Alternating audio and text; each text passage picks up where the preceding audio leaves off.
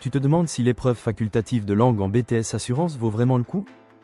Dans cette vidéo, je vais t'expliquer pourquoi cette option peut devenir un vrai tremplin pour ta carrière.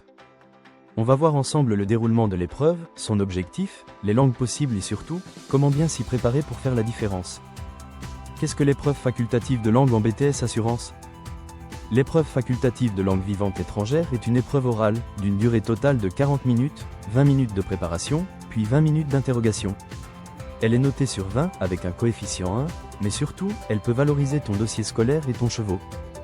Le but, c'est de vérifier ta capacité à comprendre un document professionnel en langue étrangère et à en parler de façon claire et structurée. Comment se déroule l'épreuve? Tu reçois un texte ou un document en lien avec le secteur de l'assurance, souvent extrait de la presse spécialisée. Tu as 20 minutes pour préparer un résumé et un commentaire. Ensuite, tu présentes ce résumé à l'oral pendant 5 à 10 minutes. Enfin, tu participes à un échange avec l'examinateur, qui te posera des questions sur le document, mais aussi sur ton parcours et ton point de vue. Quels sont les critères d'évaluation? L'examinateur évalue ta compréhension du document, la clarté de ton résumé, la qualité de ton analyse, ta capacité à interagir et bien sûr, ta maîtrise de la langue. Tu n'as pas besoin d'être bilingue, mais il faut que tu sois capable de te faire comprendre, d'utiliser du vocabulaire professionnel, et de construire des phrases cohérentes. Le niveau attendu correspond à un niveau B1 du cadre européen, soit un niveau intermédiaire. Quelle langue peut-on choisir? L'anglais est le plus courant, mais tu peux aussi choisir l'espagnol, l'allemand, le portugais, l'italien, le russe, l'arabe ou encore le chinois.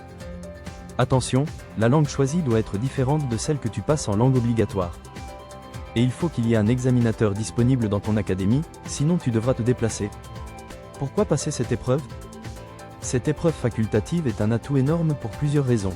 Elle valorise ton profil auprès des recruteurs, elle montre que tu es capable de communiquer dans un contexte professionnel international, et surtout, elle te donne des points bonus si tu obtiens une bonne note. Ces points peuvent faire la différence pour valider ton diplôme ou améliorer ta moyenne. Comment bien s'y préparer?